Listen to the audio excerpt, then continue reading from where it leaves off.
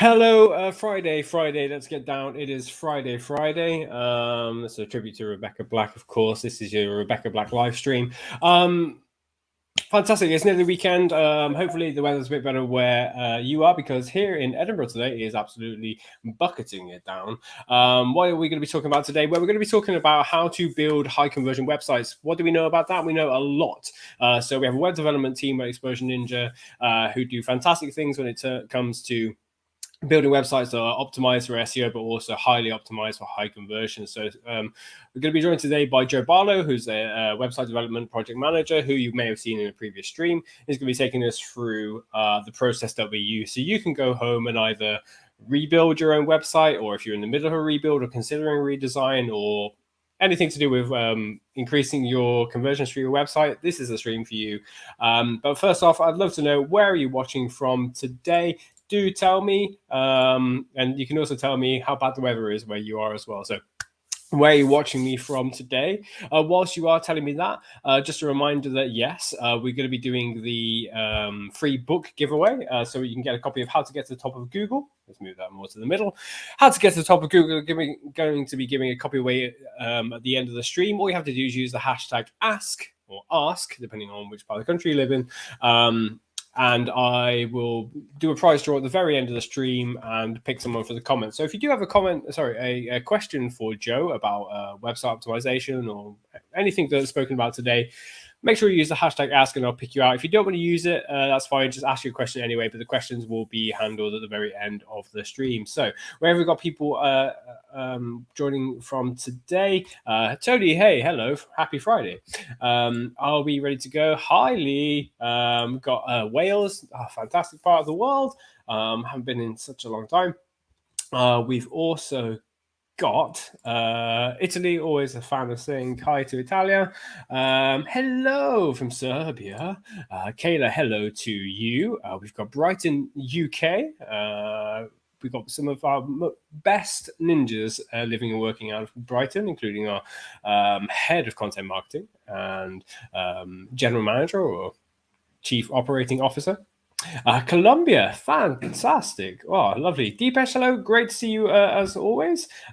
Chase, hello. Good morning. Kenno, hello. Netherlands, terrific. I'd love to take a trip to the Netherlands right now. Fantastic. So yeah, again, don't forget, use the hashtag ask and I'll do a prize draw at the very end of the stream for this copy of How to Get to the Top of Google. But yeah, I'm not doing this on my own today. I'm going to be joined by Joe Barlow. Joe, how are you doing today? I'm great, thank you. How are you? Good Friday, getting ready for the weekend? Absolutely. Yeah, I am getting ready for the weekend. What have we got planned? Avoid the rain. That's pretty much it. What about yourself? Might be on my agenda too. Unfortunately, the dogs will require me to go out in the rain at some point. So absolutely. Other than that, hibernating, I think. Log file. Yeah, absolutely. I think we're just going to spend the next 3 to 6 months just hibernating in our houses. Happy Friday, indeed. Houston, Texas, great to see you. Norway from the train, fantastic, fascinating. We've got hello from India as well. Hello. Cool. So, Joe, what are you going to be talking about today? So, kind of going through our process on building high converting websites. I suppose we're often really well known for the SEO side of it and how we factor that into it, but we also fundamentally build very high converting websites and some of the things that we do to make sure we deliver that essentially. And it kind of goes from the ground up. So looking for different things and then at the end giving you a top 10 checklist of things to kind of look out for or think about including. Some a little bit more involved, some less involved that you can do straight after this. Super. So let's get straight into things. So here we go. How to build a conversion-optimized website, live with Joe Barlow from the website development team here at Explosion Ninja. So we get straight into the action. First of all, just a reminder: questions at the end. If you have questions, I'll try and pick them up. But because of the flow of things, it's if you drop a question in now, it might not get noticed or seen until the very end. But if you are going to ask a question, use the hashtag ask and we will enter you for the prize draw for a copy of How to Get to the Top of Google. Fantastic. So our website development team, Joe, maybe you want to tell us a bit about who that is and who it comprises? So it's kind of split into 3 parts, I would say, broadly speaking. We have the head of department, Vic, who's amazing. offers us all guidance and advice. And then down under that, we have 3 main sections. So we have website hosting and maintenance. So that's headed up by our tech lead, Jenny. And what she does is maintain the sites that we host. That can be ones that we've built or ones that come to us for hosting. We have our own dedicated server, and we also use WP Engine. And that also includes doing plugin updates and maintaining sites. Super important, and I'll touch base on that later. But definitely one that I would say is really something that you need to concentrate on if you're going to keep a healthy site moving forward.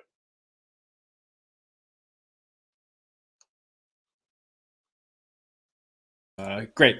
So we're going to go through the steps now of how you actually build a process. I know you built these out. So the first step, what is that? So first step, research phase is the big one, really. So the research phase consists primarily of research both intrinsically within the business, I suppose, like what you want to see, what you will work for you. So from kind of a back end perspective, but then also the wider aspect of researching the market, your audience, and your users, essentially. So that's the first one.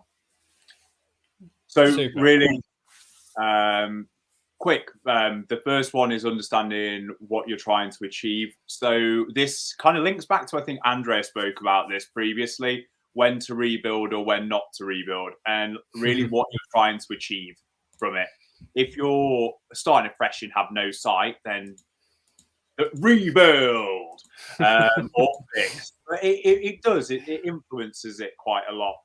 Whether it's a whole site overhaul or a page overhaul, look at that when you're starting. What really you're hoping to achieve from this site, whether that's internally with integrations to make it easier. It doesn't always have to be front end, but I would say that primarily a lot of the time it will be front end. And then this really links massively onto what success looks like. This isn't going to be a turn it on and you'll get this, but what in a year or 6 months after the site's live does success look like, and in a micro and macro way. So talking about page experience and interaction, but also conversion. So have a few different goals there of what success would look like. This one's really good. I think a lot of people overlook this. We do this as part of our build.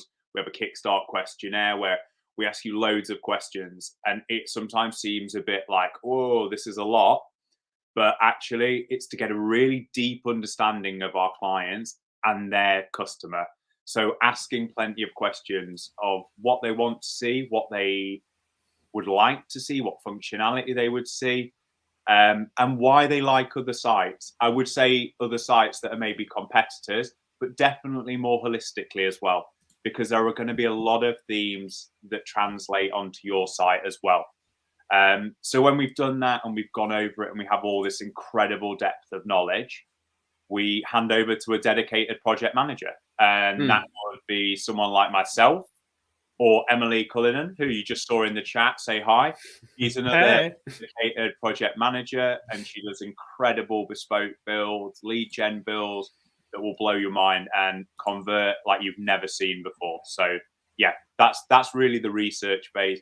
But spend time here and really understand it, and make sure you're asking those questions, because sometimes if you're not asking the right questions of who is our audience, understanding who that audience is, when you maybe get to a little bit later in the design phase, you may be designing to the wrong audience or designing to the wrong devices. So it's really worth spending that little bit of time here. So looking at GA can help you with this, speaking internally and externally. What's GA, sorry? GA, Google Analytics. So yeah, it's really worth having a look at that for the device split if you have a pre-existing site, and going over that and just making sure that sometimes your expectations and what the reality is sometimes a little bit different. So just conferring those, I would say, and making sure that you're not assuming too much and you are definitely on the right path. Super. We're going to get to one part of that you just covered about design in just a second, but somebody asked a question which we don't have to save into the end, which is this going to be saved on YouTube as a video? Absolutely. So all of our live streams become a replay video afterwards. So if you check back in about an hour or so, you should see it. Otherwise, if you go to exposureninja.com and look for join the dojo, it's basically our mailing list. I'll send out a link to the video afterwards as well in the next couple of hours. So yeah, join our newsletter. You'll get notified about all of our videos and our future live streams as well. But yeah, you were just covering design. So I know that's one topic that a lot of people are going to be interested in. We will talk about a little bit more. But I know one tool that we use internally that I know our designers certainly rave about is Figma. Perhaps you can explain a little bit about what Figma is and how we use it. So Figma is a design tool. So essentially, often within design, we work to like a three-step process, essentially. So the first stage will be wireframing, which is balsamic.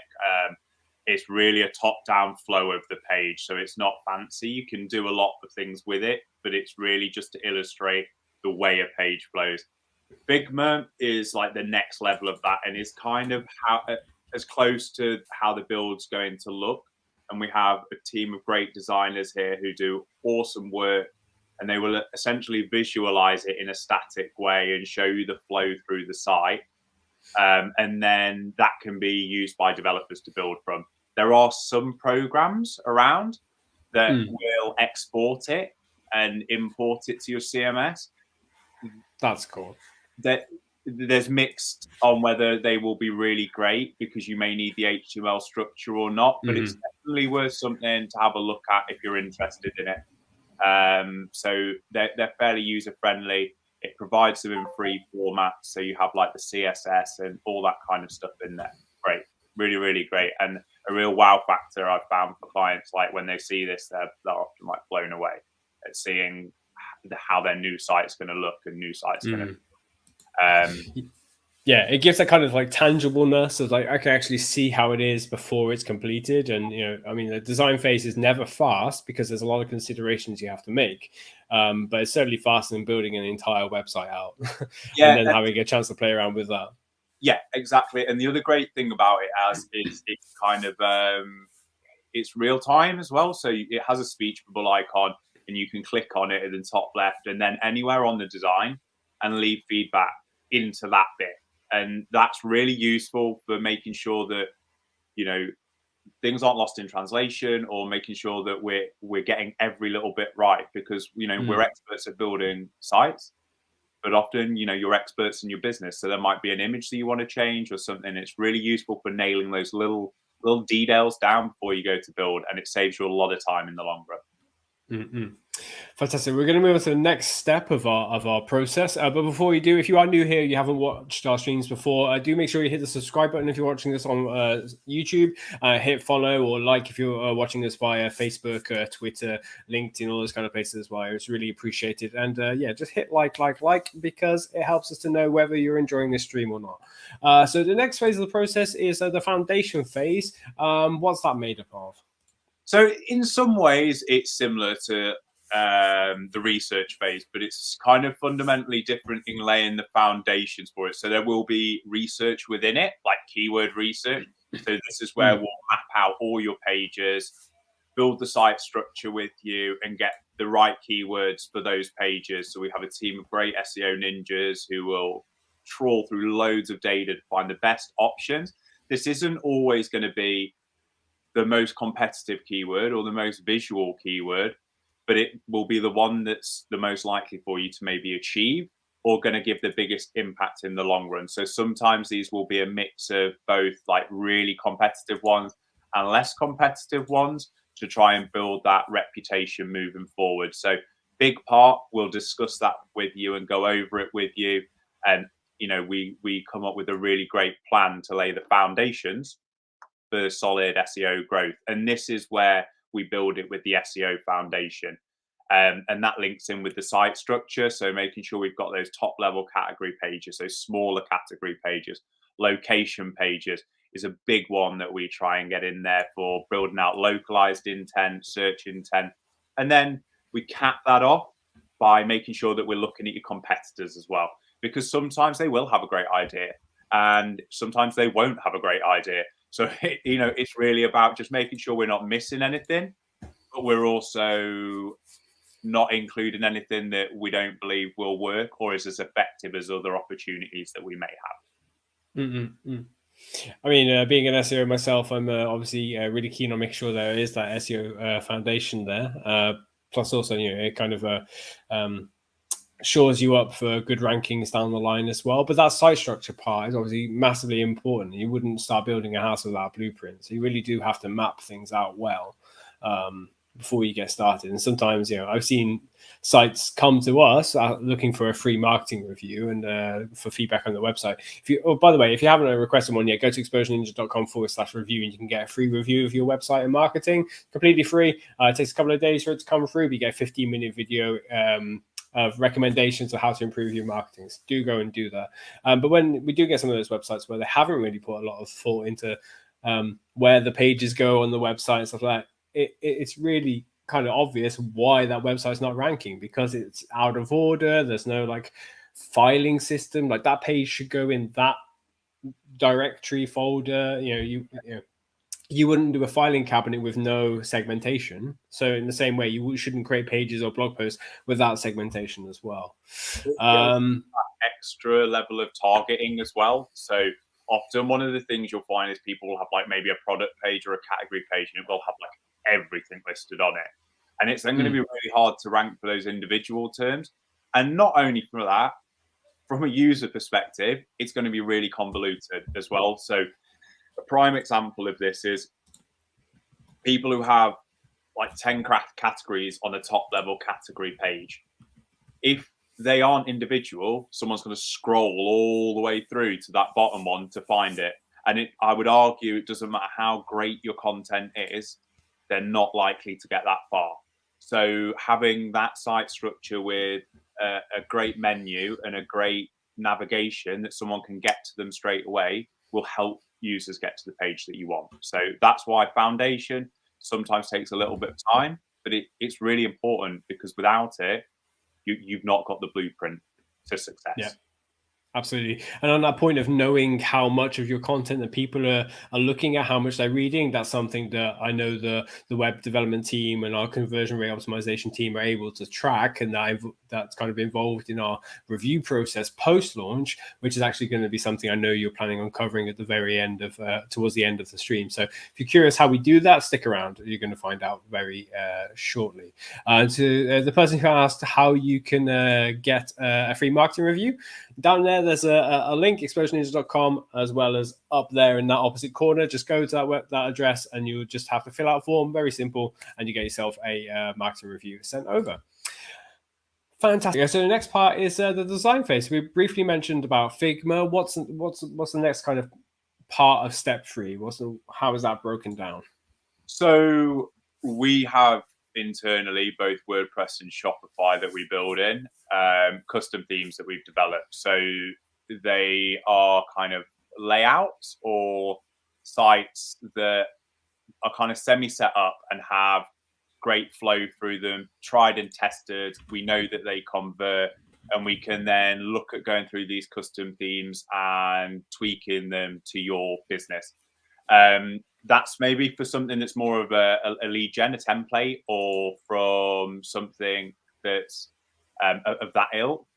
When we move away from that and we get into something like a bespoke build, we may be using these, but we're then going into wireframing and we're doing it all from scratch, and it will be completely bespoke and custom to the user. This may also include custom integrations or things like that in the design phase, because they need to be factored in quite early, especially if that's going to add additional functionality.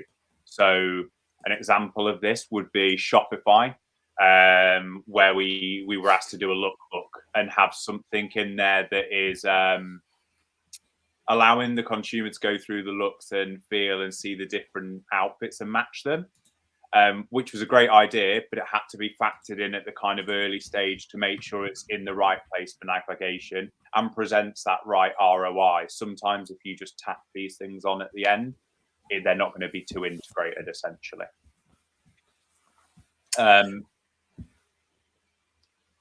Go on. So then after the wireframes, it's a really kind of iterative process. We will chat with our clients, go through it, have lots of conversations, tweak them.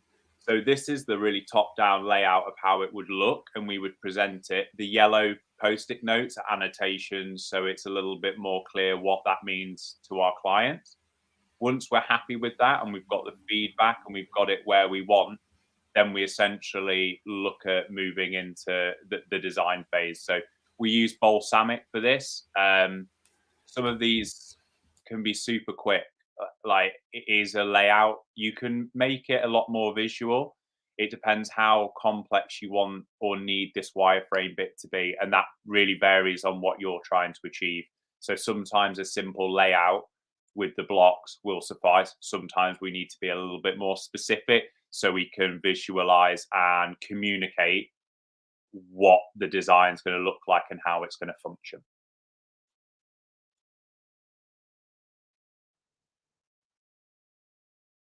I mentioned before about Figma and how that looks, and I've actually got a screenshot that I've included here from when we were going through our own website development and design earlier in the year, or the tail end of last year. Or maybe it was even last year. My goodness, where has the time gone? But yeah, this is pretty much how it was looking before. Let's see if I can just. Oh, that's messy. Let's do it like this. Yeah, this is, oh my goodness, banners everywhere. Let's get rid of some of these banners so you can see what's going on.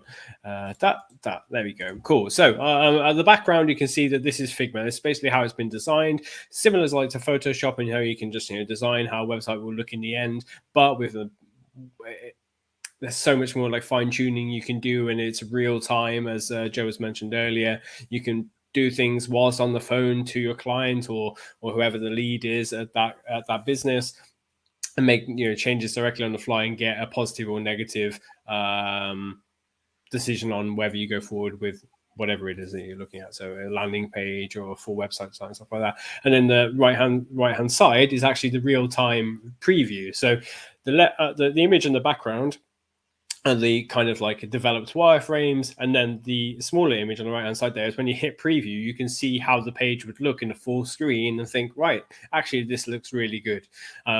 I wish I could actually show you how it works directly because it's super, super fun, but that would complicate matters somewhat. And we've actually got a website that we've got as an example, Joe, that has been built with, designed in Balsamic, taken into Figma and developed with the client, and then published. Perhaps you'd like to tell everyone what this website is and how we came to build it. So it was a really great project. Emily headed it up. It's for Black History Walks. It was a really collaborative one to kind of help build out their offering and get more walks and tours around London. It's a really educational kind of charity piece, and they found it to be massively beneficial now. So converting a lot higher. They've coming back for work, and we're looking at how we can expand this. So it's really great.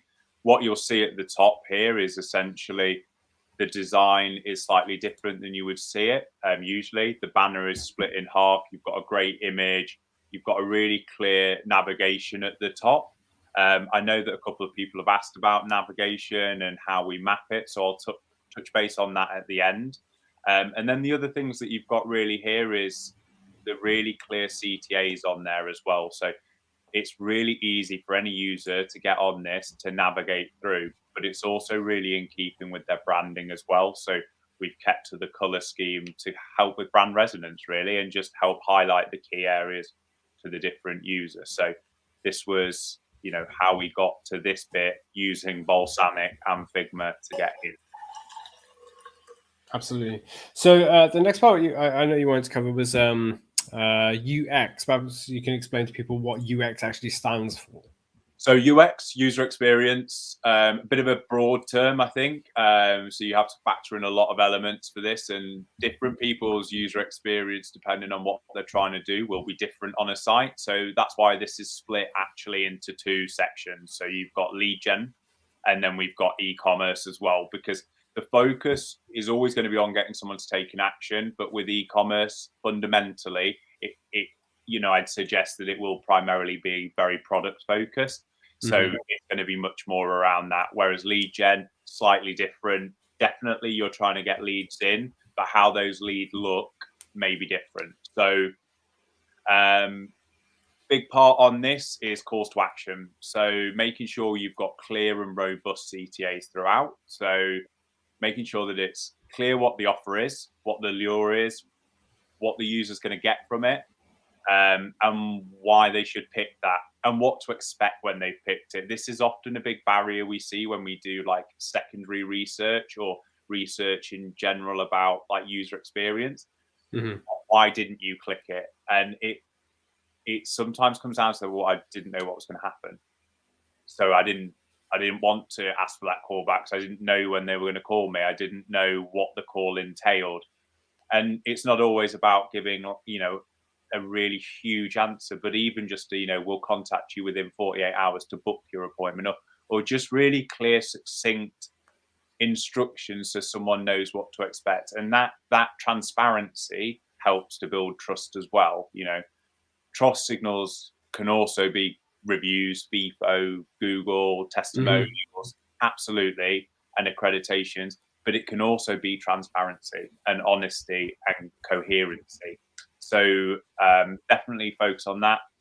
High quality images, and this is one throughout, like a number one for me. You can have the best site, but if you don't have high quality imagery, it's going to really, really hinder how people look at it. So one of the big things I would say from this is, there is a huge, huge thing on atmospheric cues on a site, essentially. And that can do with kind of the content, the design and navigation. And this can massively impact on shopping enjoyment, essentially. And really impact on impulsiveness. So for users who don't have any experience of you or have little knowledge of you, making sure that all these atmospheric cues look great and the imagery used is high quality is going to kind of unconsciously show and demonstrate that you're high quality as well. It's a much more effective way of communicating quickly imagery and color and layout than content, because someone's got to actively read that. So definitely high quality imagery. I'm not saying it can't be Shutterstock, it can't be stock. We use it. There's some great examples out there and other commercial imagery, but that one's a big one for me. It will put you off, and it has put me off time and time again.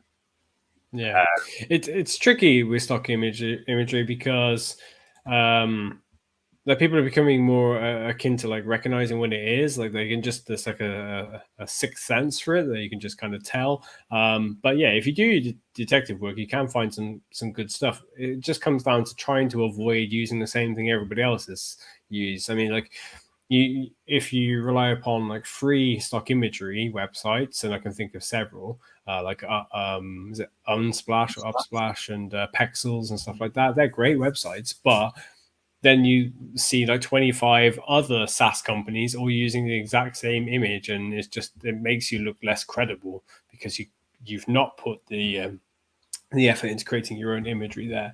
But yeah, if you do detective work, you can find some good stuff.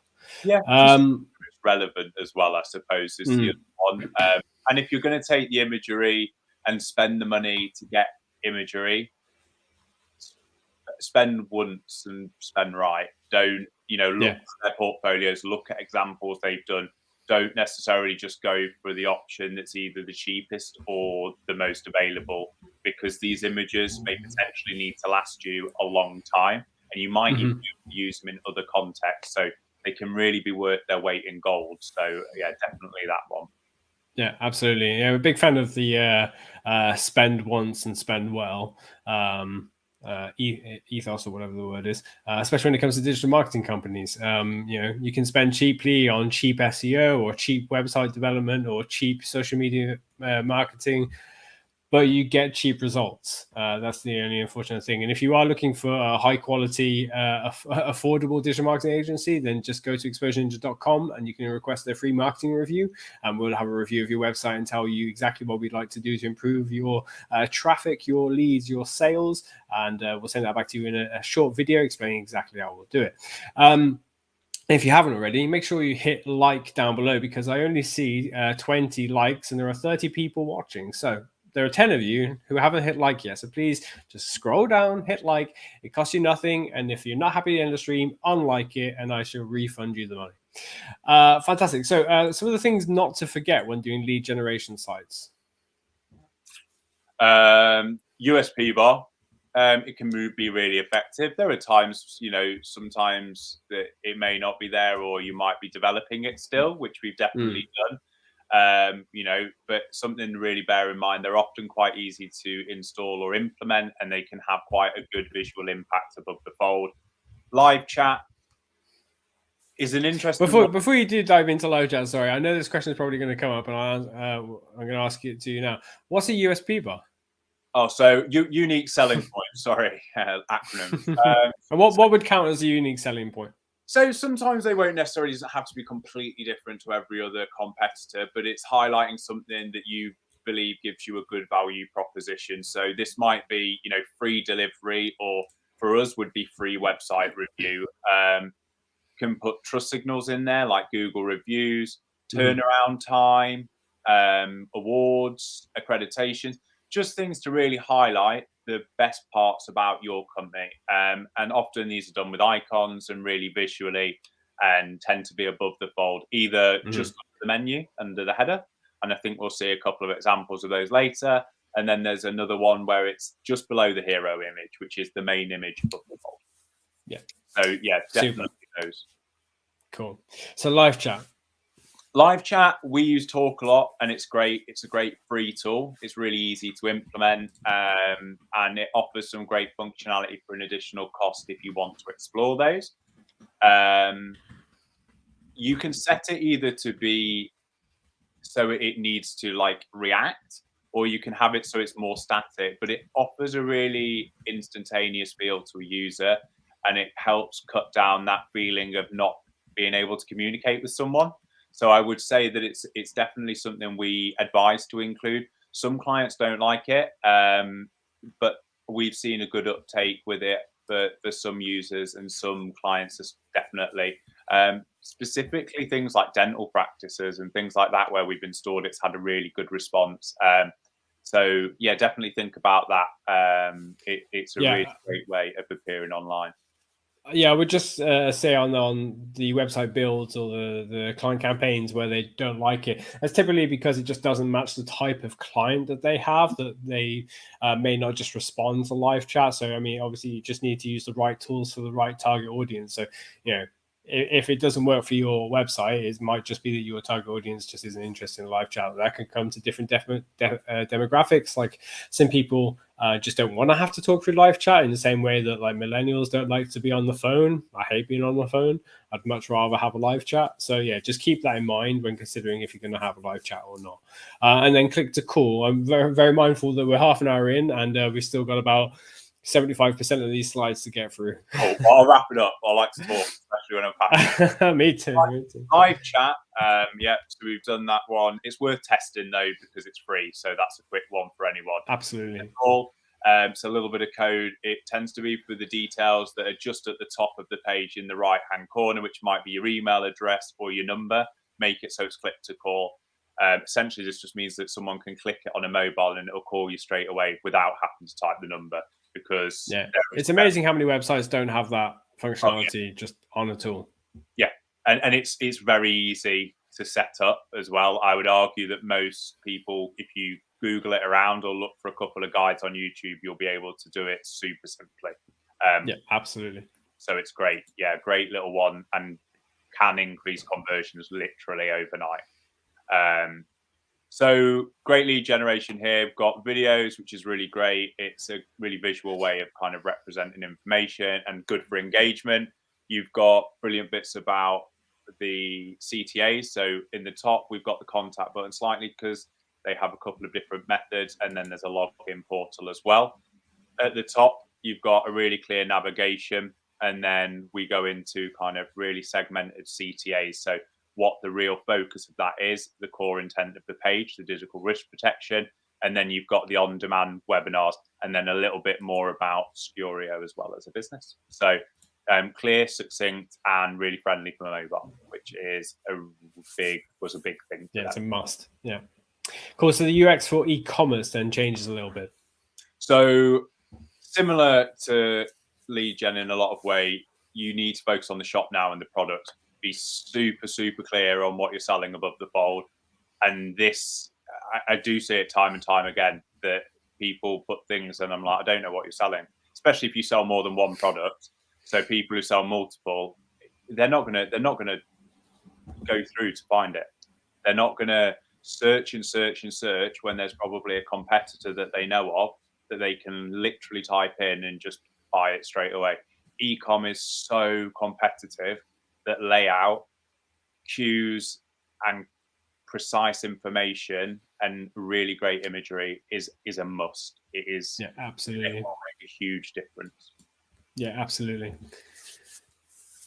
Succinct and visual, as always. Keep it short, keep it sweet, especially above the fold. If you want to have more information about product descriptions and information, do it after the product and after someone can purchase. It'll help ranking, but it also means it's there for the user who wants it and not taking up valuable real estate. Prioritize top selling products and collections. Top selling products doesn't necessarily just mean volume. It may mean ones that have the highest average order value. So the ones that are the biggest impact for your business, prioritize those. So having banners on them, that we put these in as standard in Shopify. So it shows you exactly which products other people have bought, which are the matching products, and then collections. So making sure that people can upsell themselves if they want to. So this might be like, this product is with. So currently working on a really great client that sells brilliant like cheeses and crackers, and at the moment it says pair this with this. So they click on it and it literally says there, pair this cheese with this cracker, pair this cheese with this jam. Upsell, super simple, and it would get me every time. Solid, trusted. It's absolutely amazing how many websites miss out on pair this with this, or upsells in the checkout process or in the basket. It's amazing. I can't believe how few websites do. And it will make a big difference. Every order adding £5 or every 10 orders adding, it will make a difference. It will accumulate for you. And often they're very, very quick to install. So we build them as standard. Trust signals, again, product reviews. I would suggest on this, you want to have product reviews as specific to the product as you can.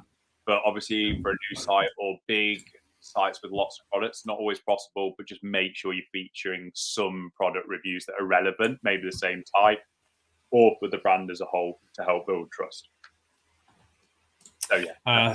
A few more elements to consider as well that I know you wanted to mention. Uniform, high quality imagery. I keep touching back to this. For product ones especially, be clear on what a user's getting. Make sure that it's really specific and not convoluted. So a nice plain background, high quality imagery. And I will be honest, I've seen people do really great jobs on their own of this. So with a really simple background, good quality camera, and they've taken it themselves. So yes, you can pay and get this done really, really well, but there are probably ways to do this and get better imagery if it's out of focus or really bad quality quickly. So something to bear in mind, but I would suggest try to keep it uniform. Optimized basket design, so really quick to buy, quick to purchase, quick payment gateways. So PayPal is a great one for trust. It's quick, it's easy, and often very secure. Then you've got other ones that are really coming into fashion now. Klarna, ClearPay, brilliant. And they, for bigger ticket items or ones where it's a bit more impulsive, can be huge. So I know that, like for me, I work here and I do a lot of gaming and hobby. This has been a big one for a couple of websites that I know, and they now use ClearPay, and it definitely allows people to buy recent releases straight away, offsetting the cost. And it is one that I know has got some of my friends and other people. So something to consider if they're bigger ticket items. Sometimes spread the cost can be a really good way to get into a different audience, or an audience who's maybe a little bit more hesitant. Add click to buy, straight to cart for the person who knows. Don't make them have to go to 3 different pages. Let them just buy it. You'll see it a lot on Amazon and places like that, and there's a reason they use it, because it stops that click funnel. Yeah, especially when it's something that people come back to reorder. If they, I mean, obviously we advocate for subscribe and save. If you can add that functionality where people can save money by subscribing, get a monthly delivery, super. But there are some websites where that might not be set up yet, and a fast, very quick thing to turn around is just to add click to buy. For people who just want to come back and go, all right, I want to buy that chocolate bar again because I know it's great. I could just do it and go through that process super quick. So yeah, very simple change that you can make. And I know you wanted to briefly look at this website, which was an e-commerce store as well, but they also had like a lead generation element to them as well. Yeah, so really interesting, really complex as well, with lots of different variables to the products, of different materials, different sizes, different dimensions. So this was achieved on WooCommerce, so you can get really incredible levels of variation on that. But they also do Bespoke, so this shows you that kind of hybrid of the lead generation for something that is needed, so they can speak directly, but they also have the e-commerce functionality for something that still like was super bespoke. You know, this size, this wood, this material, but you could still achieve that without speaking to anyone, and it was really great, and really useful for the clients and the users as well. Really simplified it. So yeah, this is that one. Super. Yeah, obviously make it mobile friendly is super important, and it's important because Google doesn't just want it. Google needs to have mobile friendly websites. I know that this is something that we've wireframed and done Figma designs for, even for one of our I've recently shortlisted campaigns for the UK Search Awards. So for takeaway packaging is one of our clients that we've entered the UK Search Awards. We've been shortlisted for that. Really happy for the team and everyone that's been involved with that. And this is pretty much how that mobile design phase looks. Yep. So simply, it was just to get the products much more centric, make it much more updated branding, and make it more coherent. So it follows a lot of the same similarities as the desktop page, but there are some subtle differences in how things will function. So that's making it responsive for mobile. But these elements were slightly differently designed to make it much more usable. So you can see it clearly. You've got the products really in focus on the homepage, so people can get to the category they want. Great Trustpilot, USP bar that scrolls through. So another example of that, 1 hour delivery slot, boom. That shows you exactly what they're doing straight away. And then you've got the great CTAs up there, online shop and custard branding products. This is something they want to push. So we put that in and it helps improve conversions. Great search functionality, because a lot of their users used it because they knew what they wanted, so they could get to it really quickly. And that's why that's super prominent for this design. Yeah, really happy with that. So next step is QA and user testing. So we do have a multi-step approval. And how's that work, Joe? So yeah, QA is, I think, something that's very challenging for businesses and agencies. It requires time, and how we approach that there is to get multiple people to do it. And in some ways, that's because more eyes are actually better than one. Sometimes the developer will QA the build at the start, and they will potentially miss things because they're so familiar with it, or they don't see the little things. So then we'll get the project manager to QA it, who oversees the product and the developers, maybe flag some more things and tweak those. The QA, we have a special QA ninja who literally, that is their role to do it. Will bring out really key things that will come up for maybe the crawl or Google. So making sure that we've got all the redirects, making sure that we've got all the all those kind of key foundation bits on it, and also from a design aspect as well. And then big final sign off from Victoria, the head of web dev. And then essentially, once it's ready to go, the client signs it off as well, and then we look to go live. So a lot of steps in it, and it can take a little bit of time. You won't get everything. You know, a site's always changing, always growing, but we aim to get as much as we can in the pre-live. QA. Yeah, absolutely. Yeah, it's really important to do all of that kind of. So up to this point, we've gone through several steps. We've gone through 7 steps, and those include an awful lot of research at the earliest stages, a lot of detail orientated work in terms of like how we get this website doing really well long term. and a lot of work towards the end with the build, a lot of work put into quality assessing and just make sure that everything works as intended. And there's a lot of post-launch stuff as well that's also incredibly important. I know you want to cover the essentials of that as well. Yep. So big fan of this. This really goes back to, when these all feed back into each other, you're looking now at the research page and what success looks like.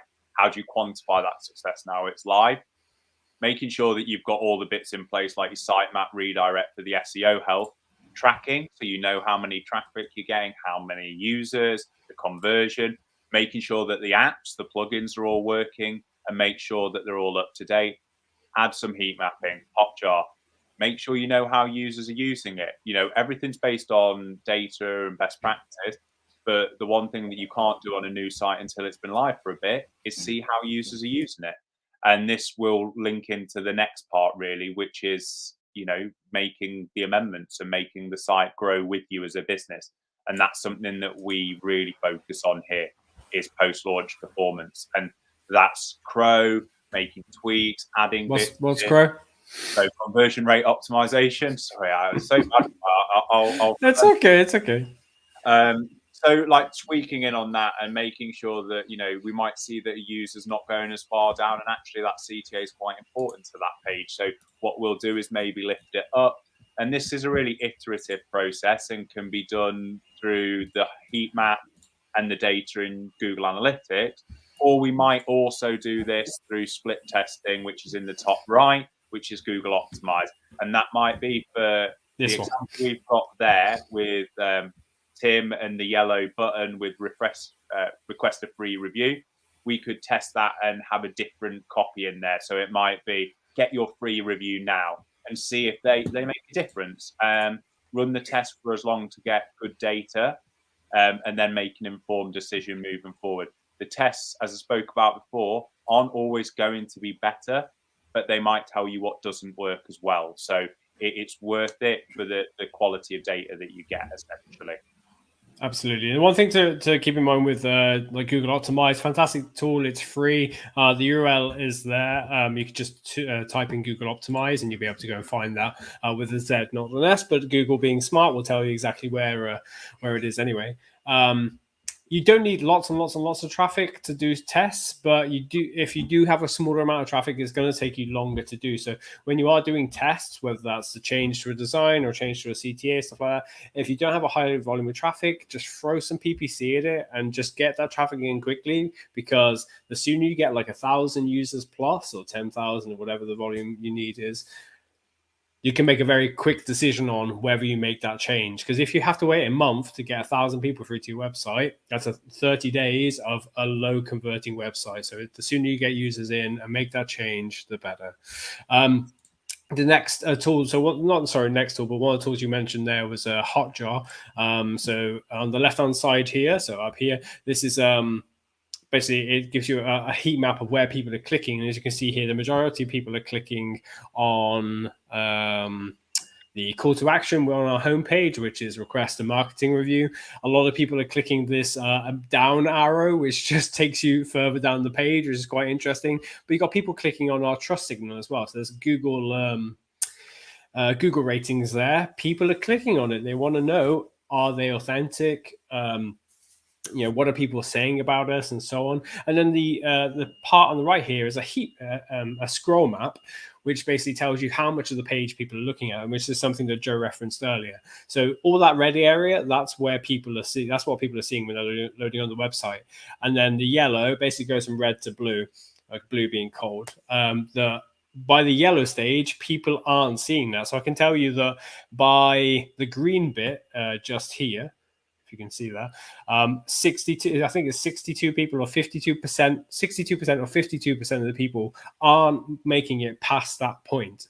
So less than half of the traffic coming to our homepage doesn't see the rest of the content on that page. If you apply that to your website, it means that a lot of the content you might have on your homepage is just not being seen at all. So always keep that in mind. Your above the fold content, basically what people see when they load on the page, is the most important copy and call to action you have anywhere on any page. So If you're not sure if people are interacting with your website properly, if they're seeing all of the content, install Hotjar. I think there's a free account, but the paid account obviously gives you more options. So that's one way you can do it.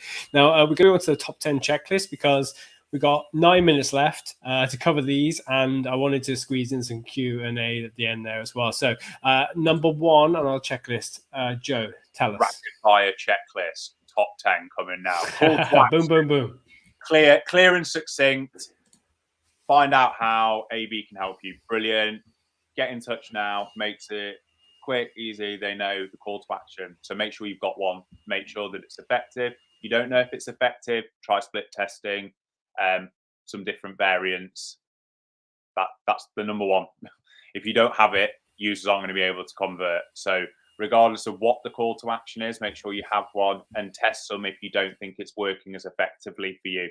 Make sure it's above the fold. As we've just shown the previous slide, 62% of people don't get below the fold or just below it. So if we only had our CTA there, that would mean 32% of our users might have the ability to convert, but 68 of them then don't. So make sure, definitely. The service pages are slightly different, but people will look at the content there, especially if it's more specialist, Tony. But it's still really important to have a CTA on every page because they might just be looking to see if you offer that and making sure it's at the top. So just bear that in mind. But yeah, definitely. Yeah, absolutely.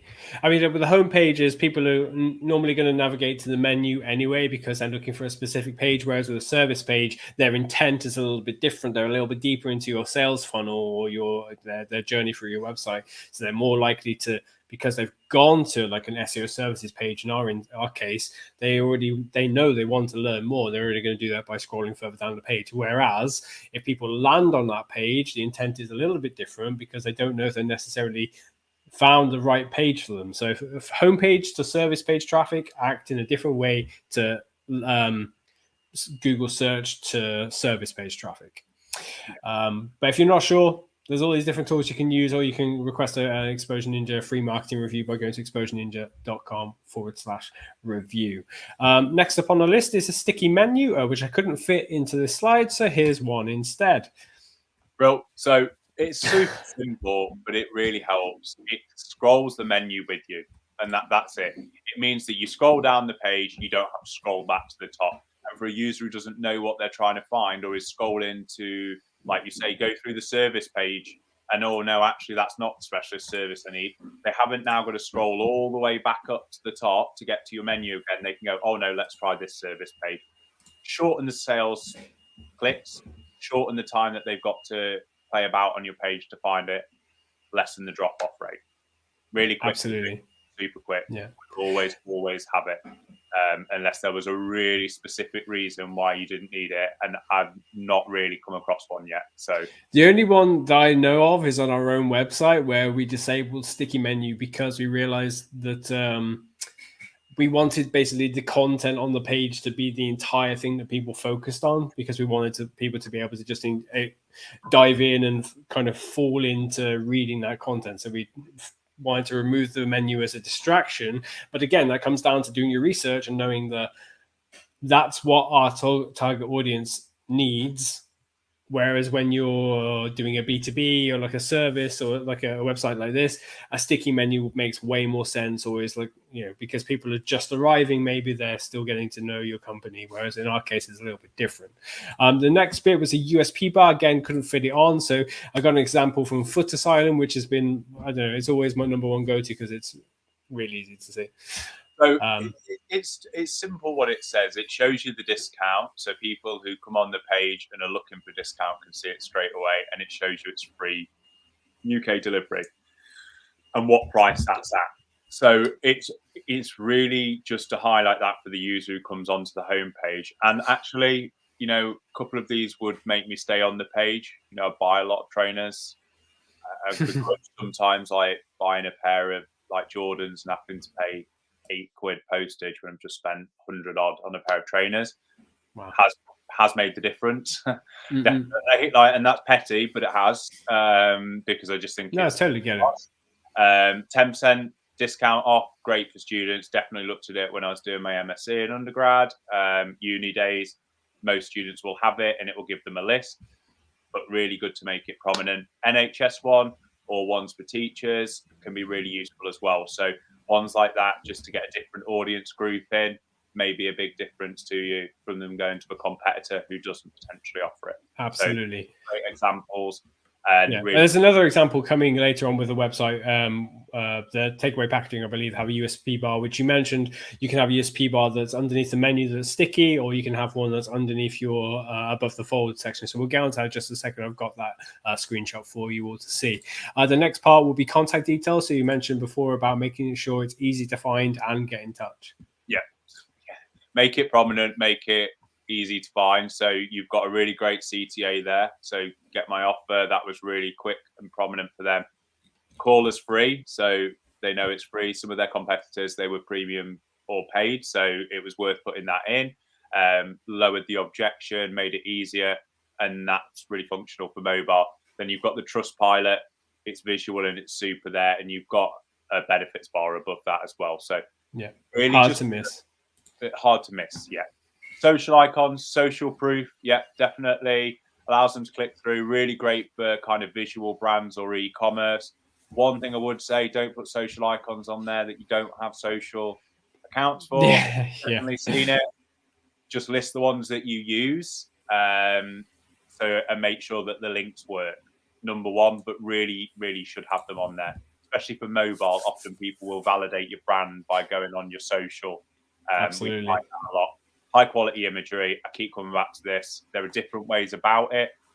Just to quickly get in on Devon Pig, yes, you can do that and alter the Canva images or the Shutterstock, but you need to make sure that the license fits for it and it allows it to do that. So just be aware of that and do a little bit of research first. But I have seen examples and people having done it. Just depends on the license and contract you have with those images. So yeah, number 7, trust signals. Another way to build trust signals. I know that someone asked about this conversion signals and adding a good guarantee. Rafi. Yes, definitely. If a guarantee is a really good thing for you and you offer like 2-3 years on a product, really worth putting in. You could put that in the USP bar there. So, 3-year guarantee on all products or that kind of thing. Really great. Shows that could be a key difference between you and a competitor. And I definitely factor in warranties than other businesses. John Lewis, not that much more expensive for electronics, and they used to give you a 2-year warranty. Always went with them because it was an extra 12 months. Mm-hmm. So things like that can be massive. And that's a real life example of decisions that people will make based on having that extra level of security with your products. And it shows that you've committed to them as well. So it can be a really great thing to do. Reviews, testimonials, and live chat. You will need some of these. I'm not saying you have to have all 3 of them in, above the fold, but have some form of these reviews and testimonials above the fold. So you will need to have a Google review icon or some form of trust signal above there with your reviews. Testimonials running through the page, especially for lead gen, product reviews for e-commerce. Live chat, if it's appropriate for you. Sometimes it can make the desktop too busy if you have other types of live chat function. So just specify and test if it's working for you. It might not as your business, but it's a really quick free one to test. If you haven't got testimonials or reviews, start and pick one platform and go for that. One thing that we see is people trying to get 10 different platforms. So if you have 100 customers who are going to leave you a review and you do it over 10 platforms, you're only ever going to get 10 on each. If you do it on one platform and prioritize one platform, you'll have a much greater depth and a much greater trust signal than something that has 10 reviews. So that's one thing I would say. Whether that's Google review, I think they're brilliant, and the stuff you can do with them is fantastic and visual. Trustpilot is another one, and FIFO, but sometimes to get the widgets and the things that look really swanky, you have to pay a little bit more. So just bear that in mind for a younger business. Definitely something I would say. Absolutely. Almost there. Yeah, I love it. Concise, user-friendly copy. So quick, short, to the point. Essentially all it is. And this needs to be underpinned for your SEO. Can be tricky to do. If you think or wonder whether you're doing it or whether your keywords match your content, free website review, and we'll tell you. We'll tell you how that works and whether that's going to be doing it. And that is something you definitely need, and is one of the trickiest things to do. Content for SEO and content for conversion, and making sure that it's good in mobile and desktop. So visual infographics and step 1, 2s, and 3s can be really great for showing that journey. Yeah, absolutely. It's super important to break up your copy. You can't just have like a massive block of text. People rarely read it. Only like certain demographics of people or cohorts or sections of people will read like a big long bit of text. It's better to break it up. Like one thing I'd always try and do is like turn a piece of like a long couple of paragraphs into just like 10 bullet points, and then see how I can turn those 10 bullet points into just 3 bullet points, or how can I just condense my content down and try and get each of those bullet points to be fewer than 10 words. There's like loads of little tricks you can do to do that. But if you're not sure, just get in touch with us. We can help out as best we can. Number 10, before we get into a few examples from our most recent, our builds in the last 12 months, is security.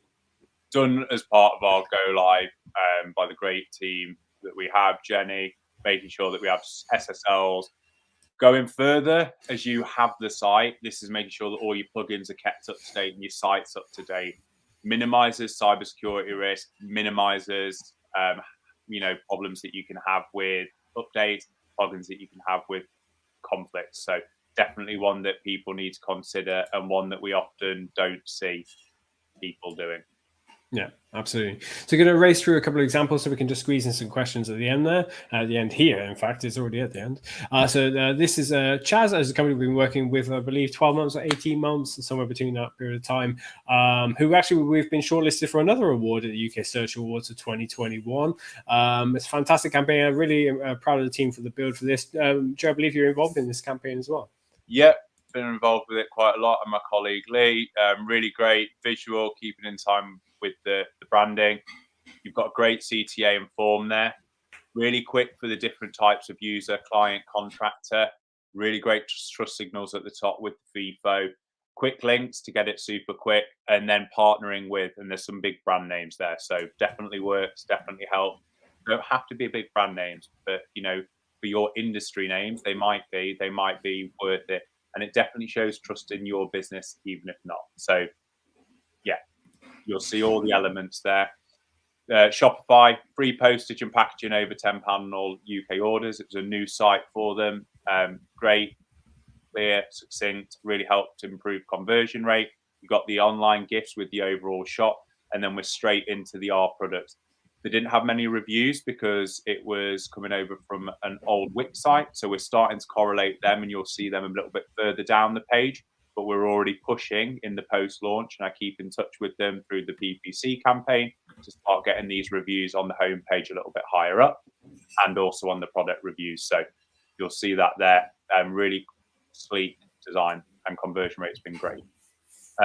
Brilliant. Again, request a free demo is a really, really great way of getting someone involved and interacting with your product.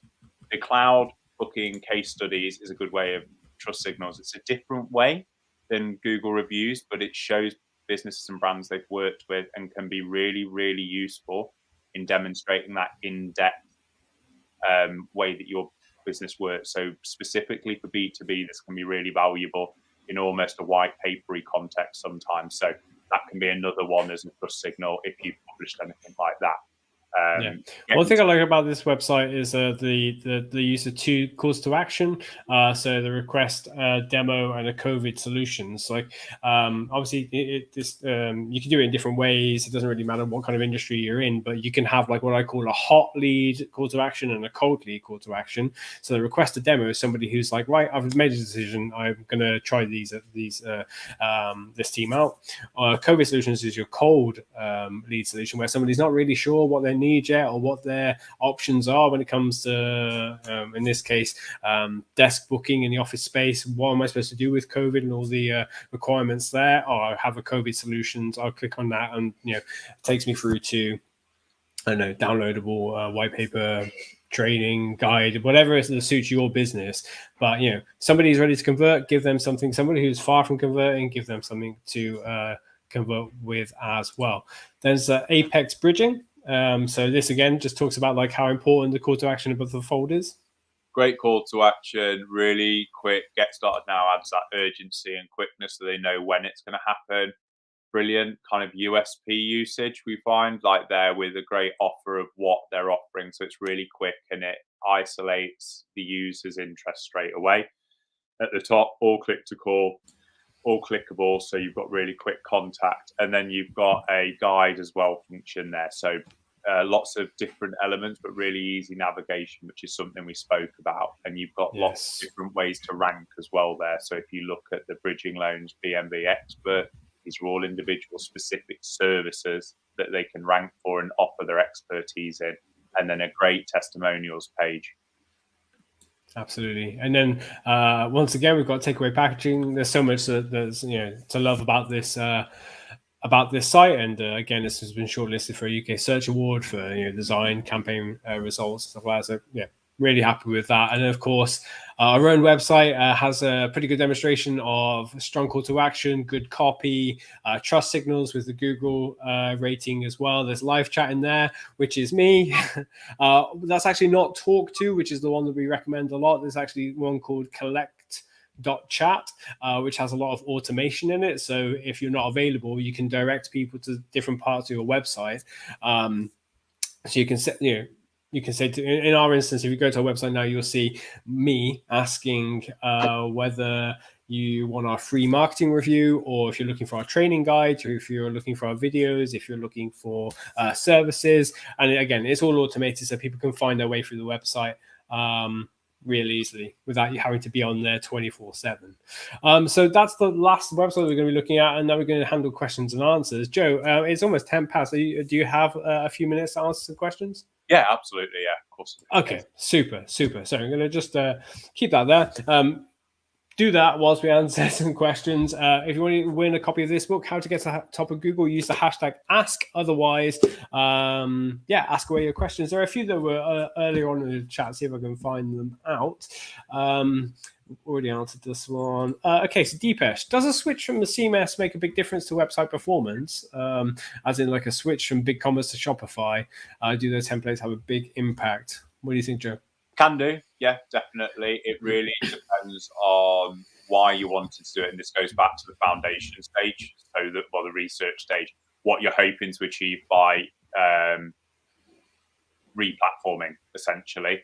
Definitely doing some bits on it upcoming. It's definitely a big hot topic with Shopify 2.0, and we're building some great sites in that.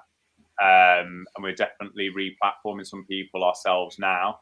But whether or not that's Shopify or potentially even WordPress would, WooCommerce has an amazing level of functionality and flexibility that I would say sometimes Shopify doesn't have. The product variations are much more. So it's really down to what you're wanting to achieve and why. Performance-wise, in terms of website performance, depends what you mean in terms of that. If you mean conversions and traffic, potentially, if the theme's better and better laid out, you could improve that and better SEO opportunities. If you mean because it's going to be quicker or the server's going to be better, depends really, because Shopify is a hosted solution, so it's harder to improve that. But potentially, if you went to WordPress and WooCommerce and you put it on WP Engine, which is a dedicated WordPress server, you could maybe improve that even more. But it's quite a technical thing. What I would say, if it's something you're considering, my email's there. Please drop me an email and I'll happily go through it with you and see if there's anything that we can offer advice on that. Your email was there, but I turned it off because I couldn't see us both. Let me put those back on. There we go. They should be back now. Question, this I guess I can answer this. So what would you say is the best free SEO software? There are very few that are actually good that are free. I mean, like nothing really good is free. Otherwise, maybe it'll be driving Lamborghinis, but you can try SE ranking, which is the tool that we use within Exposure Ninja, by going to bestninjatool.com, and you can have a play with that for, I think, 28 days or 21 days. But enough time for you to get a lot of the keyword research or competitor research you wanted do done. So you can find a link to that in the description underneath here if you're watching us on YouTube. If you're not watching us on YouTube, just click on over and you should be able to see that in the description. Tony's asking, when you say map it out for ranking or for SEO, what does that actually mean? And what is a good content layout for SEO? So this really goes down to navigation, the site structure. So homepage, about us, services clearly laid out. So for example, if I use EN as an example, we wouldn't put services and then have everything on the one page. So we have individual pages for our different offerings like PPC, SEO, website development.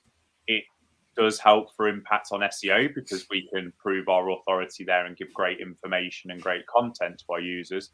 But it also allows a user a much quicker way to get there. So that's what I mean. It's individual to a business, but it's about segmenting it down so it's usable, but not going so far that it becomes unruly, because the more pages you have, the more pages you have to maintain and keep up to date.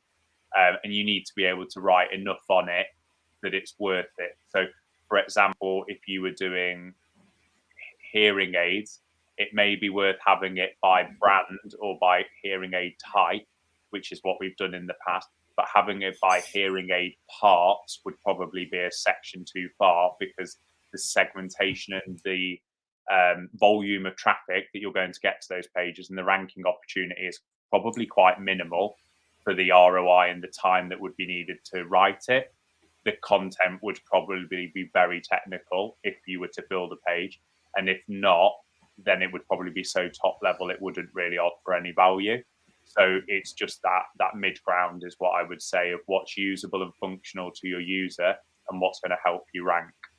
So that's what I mean by site navigation and SEO. It's a really tricky one at the moment with the privacy policies and other disclaimers, making it attractive. So it's not too in your face, can be quite useful, and making it easy to accept or deny or find out the relevant information. That's definitely one. If you're unsure of what you need, check out your local, the region or country you're in, security laws, privacy policy, DPA, GDPR, because they do change. And they are slightly different country to country. So if in doubt, have a look around, but make it attractive and easy to use.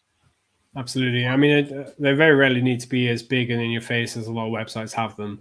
They can be quite small, and you just, tidy away some of that information into another area of people to inquire with. Just make sure as Joe said, you're following the legal requirements where you are, or as well, really importantly, where your audience is. So if you have a website that's hosted in UK, you run in UK and you serve the EU or the US, you've got to run to the US's rules as well. Cool. Totally. You said I said in one of my past reviews that you can't build a successful website on Squarespace. Why not? Okay, a couple of the reasons. You're building on somebody else's platform, like you're on rented space, so there's only kind of limitations of what you can do, and there's also some performance issues there as well. So you've got the problem of not being able to tweak things as much as you would like, and then they're not trying to build the fastest website ever. They're just trying to build something that's easier for people to use and just get any old website online. They're not trying to be the top performer. They're not giving you the opportunity to build the number one website in your industry. They just want you to have a website in your industry. So, with WordPress, which we are incredibly good at building sites with, our entire history, we've done a lot of WordPress builds, and now we're becoming Shopify experts as well. There's just so much customability that you can do, so many changes and tweaks that you can just make it bespoke to you. Whereas with something like Squarespace, you really are limited to what they allow you to do. It kind of is the way with Shopify, or has been previously, but Shopify are making so many changes where you can add so much more customization, especially when you go into Shopify Pro. The more options are available to you as well. Whereas with Squarespace, it's not the case. Scalability. I've found very few Squarespace sites that have scaled with their clients or whoever's built them. With Shopify, it has a specific purpose, or BigCommerce. It is an e-com specialist, and it gets people online e-com quickly. And with 2.0, they've had to build in like the extras that WordPress and WooCom had and made it more functionally easy. Whereas doing that with Squarespace or some of the other platforms is really, really tricky. And it's about what the site needs to do, I think, for you moving forward. And it comes back to what me and Dale said about build once, build right. Like, if you're going to end up spending a lot of money and you can't get a developer to maintain it for you, which we've seen a few times, then, you know, is it worth it, or invest in something that's tried and tested for big companies as well, is probably something I would suggest as well. Yeah, it's like if I was buying headphones or earphones, I wouldn't go with like Sony, because Sony, okay, they can do good stuff, but they're trying to cover every kind of electronic possible. Like, you'd rather go with somebody who only makes headphones or earphones because that's their speciality. It's the same with WordPress and Shopify. They're specifically trying to build high quality websites or e-commerce platforms, whereas Squarespace is just trying to let you get any old website online. So that's the thing to keep in mind when you're choosing between Squarespace and Wix and then everybody else, or WordPress. Is there more of an investment there? Yes. Do you get a better quality website that's got a higher ranking potential? Absolutely, yeah. So WordPress and Shopify are where I would push most people to go. And then the last question, again, if you've got a question, now's the time to ask it with the hashtag ask, and you win a copy of this book. If you don't want the book, then you can just hit like down below instead. Is checklist apply to any niche website? Joe? You might have a really niche audience or a really niche product, but they will still require the same types of trust signals or the same type of ease of use, whether that product's super niche and has a really small audience, and we've worked on some incredibly small niche audiences, or audiences with super big average order values that are huge but very, very specific technical knowledge. And I'm thinking in we've had some in compliance sectors, cybersecurity, things like that, and they've been really technical, but they still needed to follow the same principles and be based in the same realm of decision making, that it's evidence led and also led by who your audience is and consumer. One thing is often hard, I think, with niche sites is sometimes the gatekeeper is different to the person who's using the site. And that messaging is where the CTA needs to be really cleverly thought out, because they may not be in the position to actually buy the product, but they're in position to recommend the product. So sometimes making sure that you're factoring that in is what I would say with something of niche. 100%. Yeah, absolutely agree there. Just don't forget that you're speaking to people, whether it's the shareholder or not. Somebody is having to think about it and then make a decision. So make that information as accessible as possible. Like, I know one business where the majority of their clients don't come from the decision maker, the person who signs the contract. The first person on the website is the person looking to solve the problem that they're having. So, they have an engineering problem. They look for the solution. It comes up with this website. Oh, they sell software. Oh, boss, you should see the software. It will make my job a lot easier. Can we have a look at this? And then that person gets brought in. So, yeah. Does the checklist apply? Yeah, absolutely. So Tony said, thanks very much. It's an absolute pleasure. I'm going to do the draw now. So let's just bring, it's only 4 people. Here we go. 4 people who've used the hashtag ask. I'll give you 30 seconds to just drop that in. You don't even have to ask a question at this point. Just use hashtag ask and drop it into the chat. And yeah, you've got 15 seconds in which to do that. And then we'll call it quits. Joe, if anybody wants to get in touch with you, how can they do so? My email's there.